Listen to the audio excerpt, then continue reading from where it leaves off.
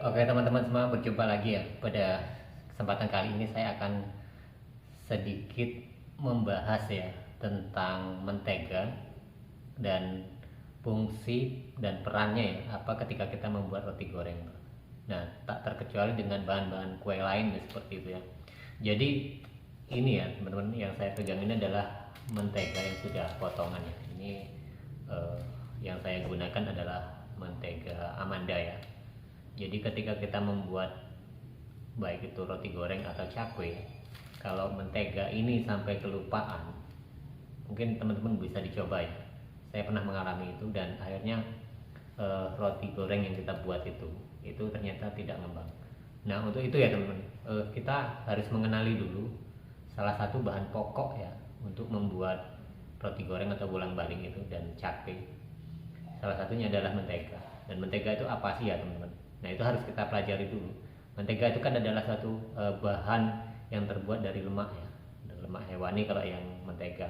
Jadi ada namanya mentega margarin. Itu sama-sama dari lemak, cuma yang mentega ini itu dari hewani, lemak hewani. Yang margarin itu biasanya itu dari lemak tumbuh-tumbuhan seperti sawit, biji-biji lain yang seperti itu. Nah makanya ketika kita sudah usaha di bidang kuliner, tentunya di bidang kalau kita sebagai pembuat cakwe dan roti goreng, setidaknya kita harus mengetahui ya perannya ini apa. Nah, ada beberapa perannya teman-teman yang harus teman-teman ketahui semua, yaitu yang saya ceritakan tadi. Ketika teman-teman lupa ataupun saya pernah mempraktekkan itu karena kelupaan ya, artinya tidak sengaja, ternyata eh, roti yang kita buat, roti goreng yang kita buat atau bolang-baling yang kita buat itu ternyata tidak ngembang.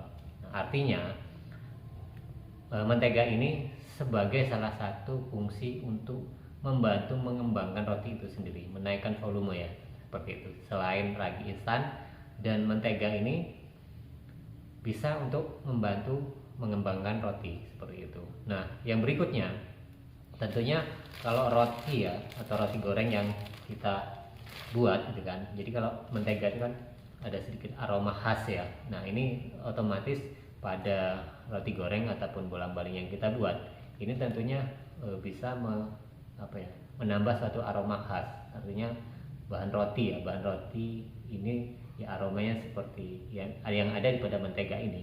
Nah, seperti itu. Jadi yang kedua adalah menambah aroma, dan berikutnya tentunya adalah tekstur ya teman. Jadi mentega ini juga menjadikan tekstur pada makanan atau kue roti yang kita buat seperti itu menambah lebih halus. Makanya berbagai permasalahan, salah satunya teman-teman itu semua kadang kalau minta saran ataupun berkomentar ketika roti buatannya itu tidak lembut ya teman-teman, itu adalah salah satunya karena kurangnya mungkin mentega seperti ini. Dan selain tadi tekstur ya, otomatis dia akan membuat makanan ataupun roti goreng yang kita buat itu sendiri itu semakin lembut ya. Nah jadi beberapa fungsi ya teman-teman yang harus kita kenali ya teman-teman, bahwa mentega itu sangat fatal sekali di kuliner yang kita buat ataupun di usaha yang kita buat. Nah kemudian kita menjabarkan ya teman-teman, menjabarkan selain dari membantu untuk mengembang, kemudian tekstur, kemudian penghalus, pelembut ya teman, pelembut roti atau roti goreng yang kita buat itu berapa sih takaran yang pas ya, kira-kira seperti itu. Karena banyak sekali dari teman-teman semua juga ketika membuat roti goreng ya, termasuk saya juga selalu mencari formasi yang tepat ya teman, formasi yang tepat, berapa sih ukuran yang tepat seperti itu. Walaupun saya sudah pernah mengurangi, menambahkan seperti itu, dan akhirnya ya mungkin nyamannya itu kan nyamannya teman-teman menggunakan berapa ukurannya untuk pasnya kan seperti itu. Jadi teman-teman ya semua ada plus minusnya ketika kita kurang memberikan mentega, begitu juga dengan standar ataupun lebih seperti itu. Jadi ada keistimewaan sendiri-sendiri seperti itu. Kalau kurang otomatis dia itu ngembangnya dia tidak akan terlalu maksimal, artinya dia bertahan ya seperti itu. Nah cuma kalau ini terlalu banyak, biasanya itu beresikonya ya akan cepat sekali ngembang seperti itu. Nah oke, biasanya teman-teman memberi berapa ya seperti itu kalau membuat roti goreng ataupun odading. Jadi kan kita untuk setiap apa ya persen ya, termasuk saya, mungkin teman-teman semua, ada yang beda-beda dalam takaran. Ada mungkin takaran teman-teman menggunakan 1 kilo pas dengan dacing ataupun timbangan 1 kilo ukuran tepung terigu gitu kan. Dan kalau saya sendiri kan biasanya ya teman-teman, ini menggunakan gayung seperti ini takaran saya, jadi takaran tidak baku. Entah itu sebenarnya kalau ditakar secara betul-betul ini tidak ada 1 kilo ya, tapi ini sudah saya anggap 1 kilo. Tapi teman-teman mungkin kan ada yang pas dengan ukurannya 1 kilo kan seperti itu, sehingga itu akan sebenarnya akan beda ya, beda hasil ya sebenarnya, karena 1 on 2 on itu akan mempengaruhi juga sebenarnya. Tapi tidak masalah, yang penting standar bakunya ya kita buat seperti itu. Nah mentega sendiri ya teman, mungkin teman-teman bisa cek ketika saya masih goreng seperti itu takaran saya yang saya berikan untuk 1 kilo ataupun 1 gayung ini ya, 1 gayung tepung terigu, saya memberikan kira-kira hanya 1 on seperti itu. Berarti kalau saya membuat 5 ya berarti setengah kilo kan seperti itu. Nah itu yang saya gunakan. Tapi kalau teman-teman lebih lagi dari itu sebenarnya tidak masalah, akan semakin bagus lagi ya. Jadi kita kembali lagi pada fungsinya tadi, bahwa salah satu adalah mentega ini berfungsi adalah menjadi pelembut ya, pelembut, dan otomatis mempengaruhi tekstur, sehingga teman-teman kalau membuat lebih ya menteganya ini ya menurut saya tidak masalah, ataupun kurang juga tidak masalah. Cuma kalau kurang itu ya di jenis rotinya nanti dia agak sedikit alot, agak keras ya sedikit, tapi tidak begitu pengaruh banget, tapi sedikit memang mengurangi. Tetapi dari segi ketahanan dia ngembang itu kan seperti itu, ketika sudah ngembang itu dia akan lebih stabil, artinya lebih lama lah seperti itu. Jadi reaksinya itu overnya tidak terlalu cepat ya, artinya dia lebih standar kan seperti itu.